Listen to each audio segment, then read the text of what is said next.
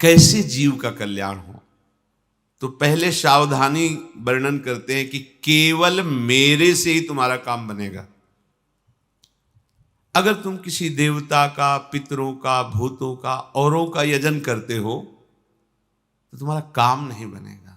काम बनने का मतलब है जीवन मुक्त हो जाना, दुखों से छूट जाना। प्रभु कह रहे हैं कि यान्ति देव व्रता देवान पितृन यान्ति पितव्रता भूतानि यान्ति भूतेज्या यान्ति मद्या जिनोपि माम। ये जो देवताओं का पूजन करते हैं और ठीक विधान से पूरे जीवन पूजन करते रहते हैं, तो जब इनका शरीर छूट ठीक विधान से, शास्त्रीय पद्धति से, तब ये देवलोक को प्राप्त होते हैं, देवता बनते हैं जाकर। और ये बने हुए देवता स्थायी देवता नहीं है। थोड़े दिनों में उनके सुकृत नष्ट हो जाते हैं, फिर मृत्यु लोक है, तो काम बना नहीं ना। जो पितरों की पूजा करते हैं जीवन भर पिंडदान पितर, ये वो अंत में पितृलोक को जाते हैं और वहां थोड़ा सा सुख प्राप्त करके पितरों के साथ फिर मृत्यु लोक को आते हैं। और जो भूतादि की उपासना करते हैं वो भूत बनते हैं। जो प्रेतों की उपासना करते हो प्रेत बनते हैं। परंतु जो मेरी उपासना करते हैं वो आवागमन से मुक्त होकर के मुझे प्राप्त हो जाते हैं। जो सत्संग नहीं जिनको प्राप्त है वो भटकाव में बने रहते हैं। सबसे बड़े पितर कौन है? एक क्रम से देखते चले जाओ तो आप पहुंचोगे भगवान नारायण पर। सबके पूर्वज भगवान नारायण हैं, क्योंकि नारायण की नाभि कमल से ब्रह्मा और ब्रह्मा से सारी सृष्टि। तो पितर जो हमारे पूर्वज हैं, सबसे बड़े पूर्वज भगवान नारायण हैं।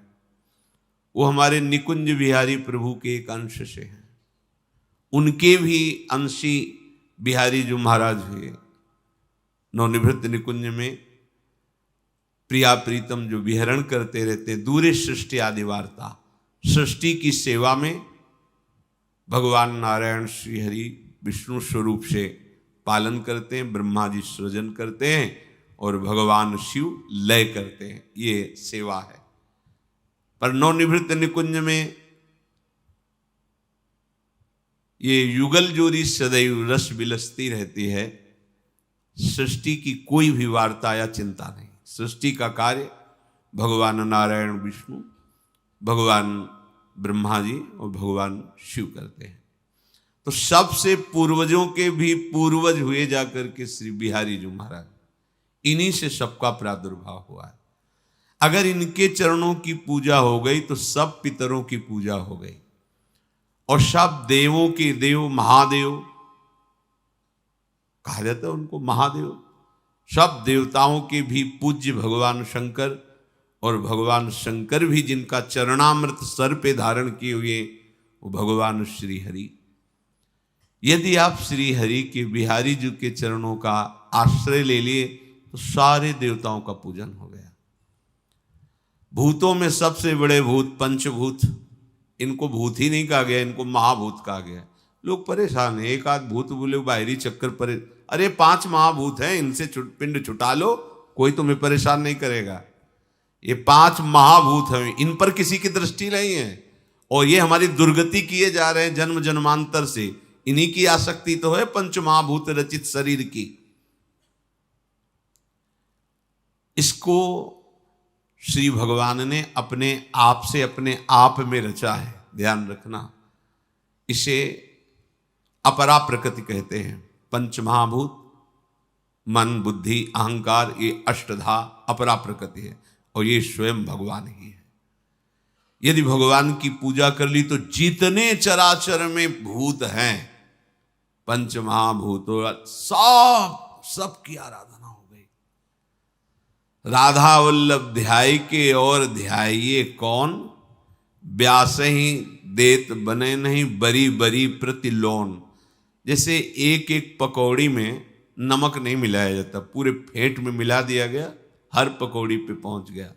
ऐसे ही यदि करुणा निधान प्रभु श्री लालजू महाराज की आराधना हो रही, प्रियाजू की आराधना, सब चराचर जगत की हो रही।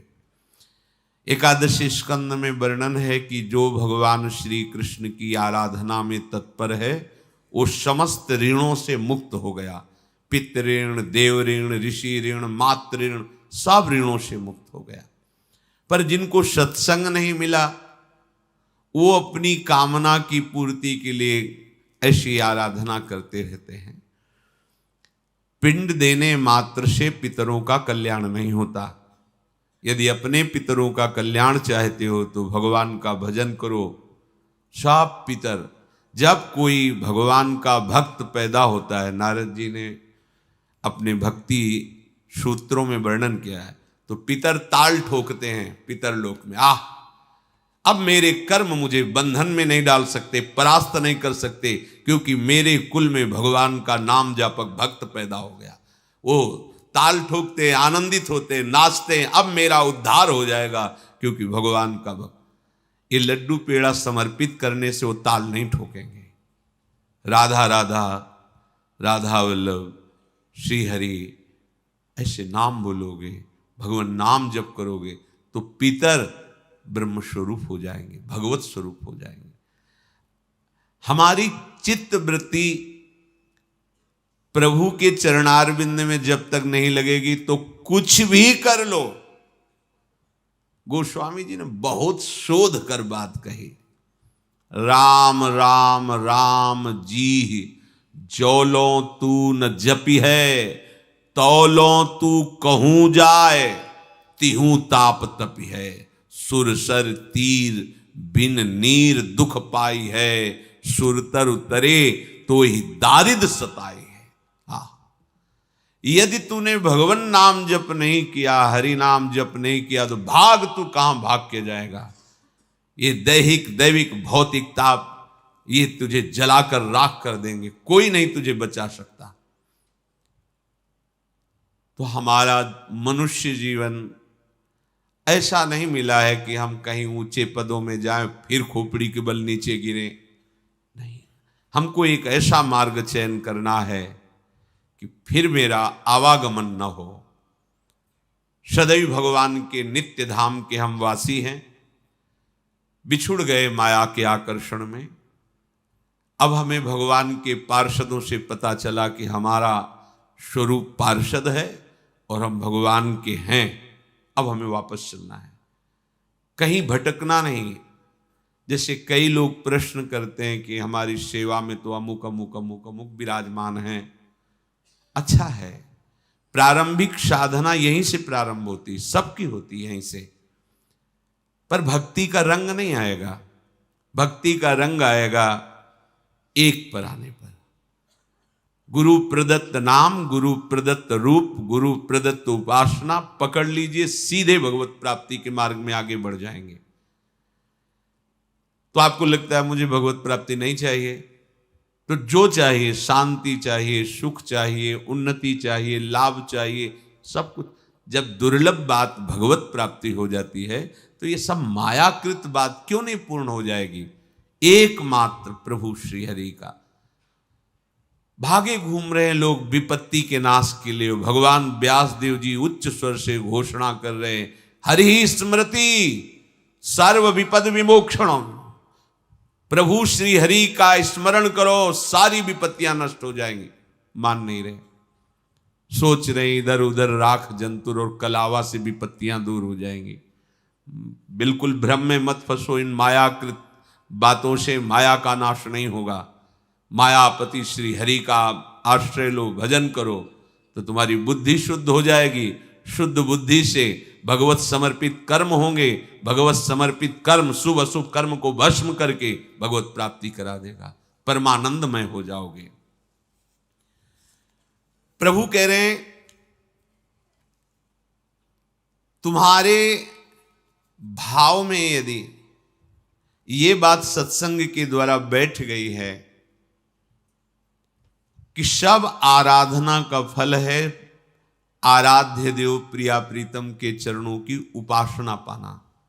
हमने कई जगह स्वाध्याय में पाया है कि इतने जन्म धर्म का अभ्यास किया, धर्म से चला, फिर उसको अमुक देवता की भक्ति, फिर उसको ऐसे ऐसे करते, तब कहीं ब्रज में ब्रजेंद्र नंदन के चरणों की भक्ति, फिर ब्रजेंद्र नंदन की कृपा से वृंदावन में आस्था, फिर वृंदावन के रसिकों की कृपा से लाडली जू के चरणारविंद में शरणागति, लाडली जू के नाम, ये सर्वोपरि राधा किशोरी के चरणों की आराधना प्रीतम सहित, ये बड़ी दुर्लभ बात है। ये नहीं कि हम उपासना कर रहे हैं तो उसी की बड़ाई कर रहे हैं, सब उपासना मेरे प्रभु की है, पर ये सर्वोपम नित्य विहार रस जहाँ प्रिया प्रीतम मंद मुस्कुराते हुए विराजमान हैं, ये वृंदावन रस, वृंदावन उपासना, ये चरम सीमा, अब बस इसके आगे नहीं है।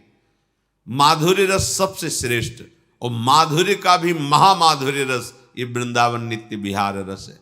अगर इनकी सेवा बन रही है, इनकी उपासना बन रही है, अब आपको चिंता नहीं करना कि आपके पितरों का क्या होगा, आपके ऋणों का क्या होगा, सब मुक्त हो जाओगे।